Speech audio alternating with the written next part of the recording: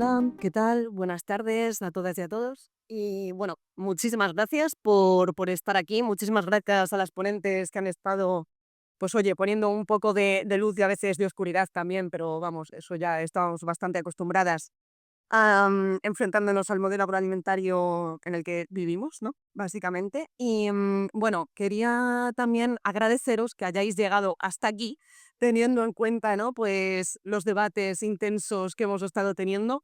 Y nada, ya sabéis que luego vamos a tener ese picoteo agroecológico, así que sospechamos que también tiene que ver con eso, que estéis todas aquí todavía. Así que bien, os lo agradecemos. Y bueno, voy a tratar también de hacer un batiburrillo, ¿vale? De lo que hemos ido viendo, porque en realidad pues las mesas han tocado muchos temas, entonces no voy a seguir, ¿vale? Un orden cronológico de las mesas, ni mucho menos. Sí que bueno, a lo largo de los debates hemos estado tratando un nivel muy local, pero sí que es cierto que todo esto se enmarca en esas crisis climáticas, de biodiversidad, sociales a las que estamos expuestas. Y bueno, desde una perspectiva alimentaria.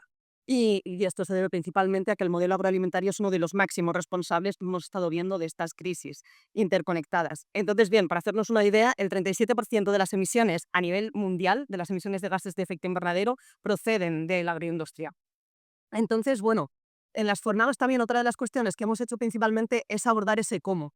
Y lo habéis destacado, ¿no? También es algo que solemos hacer bastante en estos encuentros. em, y muchas veces en el ese cómo, que es una de las preguntas fundamentales que se hace la ciudadanía y que nos llegan desde los decisores políticos, es también el contar con esas evidencias científicas. Y es aquí también donde hemos tratado de arrojar bastante luz, pues desde Amigas de la Tierra, con estos, junto al CSIC, por supuesto, junto a estos informes que hemos estado elaborando. Entonces, bien, para nosotras pues era clave el demostrar que al final, a través de una transición agroecológica y con un cambio de dieta, sí que teníamos la capacidad territorial para estar produciendo el 99% de los alimentos para el total de la población española. Entonces, pues bien, digamos que ahora esta otra vía, este otro informe, esta otra investigación, era estar abordando ese cambio de dieta.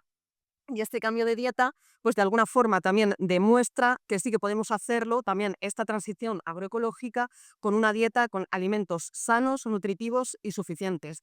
Y por supuesto, cuando estamos hablando de agroecología, de la transición agroecológica, de soberanía alimentaria, que esto también son algunas de las críticas que a veces nos llegan en muchos casos y que por eso también agradezco mucho a la mesa 2 con nuestro compañero Martín, pero también el resto de compañeras el haber estado hablando, ¿no? También de esta perspectiva global y de soberanía alimentaria, porque siempre cuando estamos hablando de agroecología, estamos hablando de que esa transición también se esté dando en otros países. Pues al igual que con la agroecología aquí estamos evitando importantes, bueno, y con ese cambio de dieta del que estamos hablando, estamos evitando grandes impactos de estas crisis de las que hablamos, pues por ejemplo, de ese 125% de reducción de emisiones en gases de efecto invernadero gracias a esos sumidores de carbono, o conseguir el ahorro, ¿no? De dejar de estar utilizando un 34% de los terrenos que ahora mismo se están utilizando, pues también estamos dejando de exportar esa huella ambiental que también está sucediendo en otros países. Y cuando hablamos de soberanía alimentaria, por supuesto, estamos hablando de estos sistemas agroalimentarios, como bien nos comentaba nuestra compañera de Serai, la agroecología no viene precisamente de América Latina. Y es ahí donde también estos sistemas alimentarios se están dando y en otros países esto se está dando. Estamos hablando de los ejemplos aquí, pero realmente hay muchos ejemplos también en otros países de los que tendríamos que estar haciéndonos eco. Entonces también quería agradecer, ¿no? Esa perspectiva global. Y desde luego nos ponemos a hablar de las grandes trabas, hemos estado hablando de las grandes trabas, sí que es cierto, desde luego están las trabas burocráticas de las que estamos hablando, la falta de acceso a tierras, la falta de políticas públicas que son, por supuesto, claves, pero desde luego los modelos alimentarios, el modelo, la agroindustria a la que nos enfrentamos, los grandes mercados, el mercado especulativo que domina todo el sistema alimentario, pues evidentemente es la mayor traba y es eso precisamente lo que pedimos a nuestros decisores políticos que hagan frente, que desde las pequeñas iniciativas, desde los movimientos sociales, es lo que tratamos de hacer día a día, pero sí que es verdad que necesitamos, ¿no? ese apoyo. Y se comentaba muy bien en la mesa 2 que, en la mesa 2 perdón, en la mesa, bueno, ya me estoy liando con las mesas, ¿vale? Con la mesa que estábamos hablando de las políticas públicas, que sí que es verdad que para muchas iniciativas locales hace falta esas normativas, ¿no? de los hermanos mayores. O sea, que sí que es verdad que tenemos muchas referencias, muchos referentes a nivel local y nos falta precisamente esa parte más estatal, esa parte más regional. Y desde aquí pues también queremos hacer un llamamiento pues precisamente a que también se estén implementando esas políticas. Y desde lo municipal pues sí que vemos, ¿no? Como el caso de Orduña y otros tantos municipios que se está haciendo muy bien, ¿no? Y perfectamente, y vamos, sí que se está replicando, pues como también hablaba nuestro compañero de la red de municipios por la agroecología, que estamos hablando de más de 1.200 iniciativas relacionadas con la agroecología, que desde luego, como veis, también estamos reivindicando mucho el término de agroecología porque realmente sí que creemos en él y que condensa muchas de las peticiones que hacemos. Bien, dentro de toda la parte de políticas a las que nos encontramos, ese nivel de agronegocio, pues desde luego también estaba lo que comentaba nuestra compañera de BBF, ¿no? De las políticas europeas también con las que en algún momento parecía que sí que íbamos a poder estar incluyendo algunos cambios, aunque no fuesen suficientes, pero bueno, era un camino que se abría y de qué manera hemos dado un retroceso. Pero sí que confiamos en esas sinergias, ¿no? Y no crear una dicotomía, ni mucho menos entre campo, ecologismo, sino que sabemos perfectamente que vamos de la mano y que la cuestión es estar cuidando los ecosistemas y hablando de justicia social y de justicia ambiental. Entonces, perdonadme porque se han hablado como tantísimas cosas que, que tengo aquí batiburrillo para todo. Y bueno, y pues también así, también como para terminar un poco, una de las cuestiones también principales sería como qué políticas públicas y qué medidas, ¿no? se podrían llevar a cabo, que también se han estado hablando.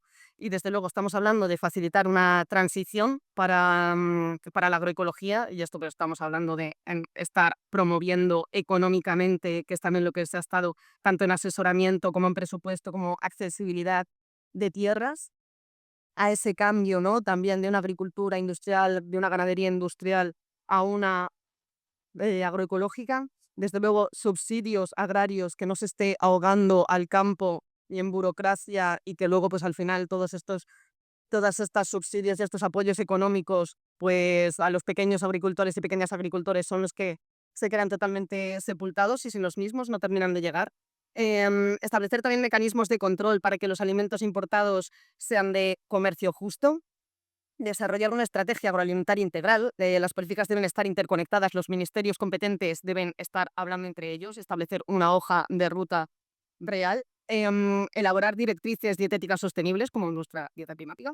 Desde luego, hacer asequibles y accesibles los alimentos de origen vegetal y una mejor carne, una carne que proceda de ganaderías extensivas. Favorecer la distribución y comercialización de las producciones agroalimentarias sostenibles locales y a pequeña escala, pues las tiendas de proximidad, esos mercados locales de los que hablábamos. Favorecer la compra pública, que eso desde luego sí que es una asignatura que ha comenzado, pero que todavía está pendiente realmente. Y desde luego incluirlo en el menú escolar. Y bueno, como os decíamos, pues al final sí que consideramos que esta dieta, el cultivo agroecológico, esta información, sí que puede ayudar de alguna manera a poder establecer pues algunas de las directrices, por ejemplo, para esa dieta, para esas directrices, ¿no? más sostenibles en cuanto a alimentación. Y bueno, una de las cuestiones principales, ¿vale? Con la misma es el triplicar el consumo de legumbres, el doblar el de verduras, reducir la carne, el consumo de carne en un 75%, y bueno, y con esto pues estaríamos viendo, ¿no? todos los impactos positivos que sí que podríamos tener de manera, en este caso, local, estatal, pero que contribuyese también de forma global. Entonces, bueno, pues básicamente las políticas públicas son imprescindibles para poder avanzar en este sentido. Así que, bueno, os queremos agradecer a todas por formar parte de este camino, un camino para avanzar hacia la transición agroecológica, donde los alimentos sean de origen local, libres de pesticidas, un camino donde las personas que trabajan en el campo puedan vivir dignamente de una profesión tan noble como es cultivar alimentos.